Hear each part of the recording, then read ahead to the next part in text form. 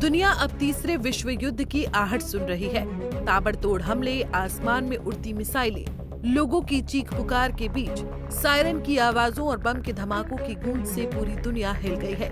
Israel और Iran के बीच अब सीधी जंग शुरू हो गई है। अब तक हिजबुल्लाह चीफ हसन नसरल्लाह मारा जा चुका है। इजराइल ने हमास चीफ याह्या सिनवार का भी खात्मा कर दिया है। फिर भी बेंजामिन नेतन्याहू की टेंशन खत्म नहीं हो रही है। हिजबुल्लाह ने हमास चीफ की मौत का बदला लेते हुए एक बार फिर से पलटवार किया है।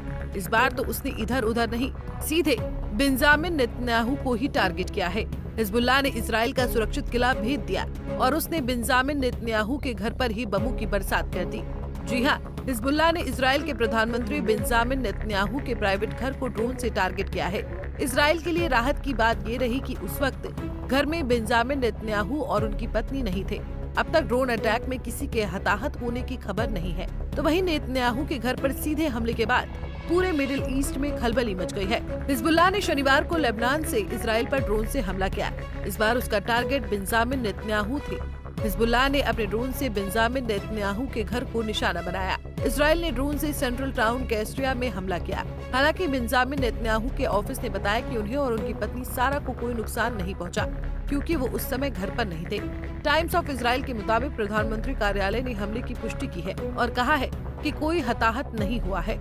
इजराइल के लिए अच्छी बात ये रही कि हिजबुल्लाह का ड्रोन बेंजामिन नेतन्याहू के घर नहीं बल्कि उसके पास गिरा।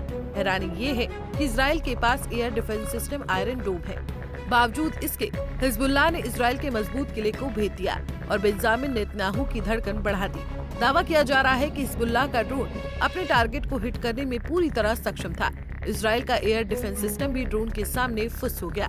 यही वजह है कि लेबनान से दागा गया ड्रोन इजराइल के सुरक्षा कवच को भेद दिया और बेंजामिन नेतन्याहू के घर के पास गिरा। इजराइल के मुताबिक लेबनान ने बीते दिन यानी 19 अक्टूबर को 2 और ड्रोन दागे थे, जिन्हें एयर डिफेंस ने मार गिराया। इसके बाद तेल अवीव इलाके में सायरन बजाए गए। हिजबुल्लाह की ओर से ये ड्रोन हमला हमास नेता याह्या सिनवार के मारे जाने के 2 दिन बाद हुआ है। गुरुवार को ही जमीनी ऑपरेशन में इजरायली फोर्स ने सिनवार को गाजा में मार गिराया था। सिनवार 7 अक्टूबर के हमले का मास्टरमाइंड था। इजरायली सेना ने उसकी उंगली काटकर उसके डीएनए को मैच किया था। यहाँ ताज्जुब की बात है कि बेंजामिन नेतन्याहू के घर के आसपास कड़ा पहरा रहता है। धरती से लेकर आसमान तक इजरायली सुरक्षा एजेंसियां पहरा देती रहती हैं। सुरक्षा की ऐसी व्यवस्था होती है कि कई किलोमीटर दूर तक परिंदा भी पर नहीं मार सकता। ऐसी स्थिति में हिजबुल्लाह ने ड्रोन से अटैक कर बता दिया है कि इजराइल का एयर डिफेंस सिस्टम केवल नाम का रह गया है। खुद इजराइल इसे अपनी बड़ी चूक मान रहा है। इजराइल का कहना है कि उसके एयर डिफेंस सिस्टम को 2 ड्रोन की जानकारी तो मिल गई और उसे रोक लिया गया, मगर तीसरे के वक्त वो कच्चा खा गया और नेतन्याहू के घर के पास जाकर गिरा और धमाका हुआ। यरूशलेम पोस्ट की रिपोर्ट के मुताबिक हिजबुल्लाह ने हालिया वर्षों में अपनी हवाई क्षमताओं को विकसित करने पर ध्यान दिया है। खास तौर से मानव रहित हवाई वाहन पर उसका ध्यान है। हिजबुल्लाह को इन ड्रोन से ब्लॉकिंग को मुश्किल बनाते हुए इजराइल में इमारतों पर सटीक हमले करने की क्षमता मिली है। हिजबुल्लाह ने बीते कुछ दिनों में कई बार इजराइल को अपनी हवाई क्षमता दिखाई भी है। इसमें गोलानी ब्रिगेड ट्रेनिंग सेंटर पर हमला सबसे अहम है। अब नेतन्याहू के आवास की तरफ ड्रोन भेजकर भी उसने इजराइल को चिताया है। वहीं नेतन्याहू ने शनिवार को बयान जारी किया।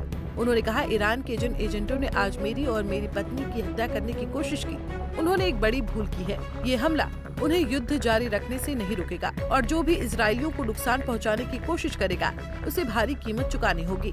ये हमला उनके इरादों को कमजोर नहीं कर सकता है। मैं वादा करता हूँ कि हम आपके आतंकवादियों को खत्म करना जारी रखेंगे। हम गाजा से अपने बंधकों को वापस लाएंगे।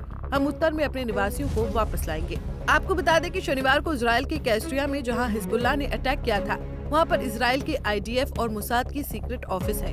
हिजबुल्लाह के हमला करने की प्रमुख वजह इजराइल की इंफॉर्मेशन ताकत को तोड़ने की थी। वहीं नेतन्याहू के बयान के बाद ईरान ने भी जवाब दिया है। ईरानी न्यूज एजेंसी IRNA ने कहा कि नेतन्याहू के घर पर हमला करने के पीछे लेबनान स्थित हिजबुल्लाह का हाथ है।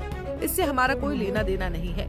वहीं हिजबुल्लाह ने भी अभी तक अटैक को स्वीकार नहीं किया है। बहरहाल दिन पर दिन ये युद्ध विकराल रूप लेता जा रहा है, जिसका अंत फिलहाल तो दूर दूर तक नजर नहीं आ रहा। Bureau report, Punjab Kesari TV.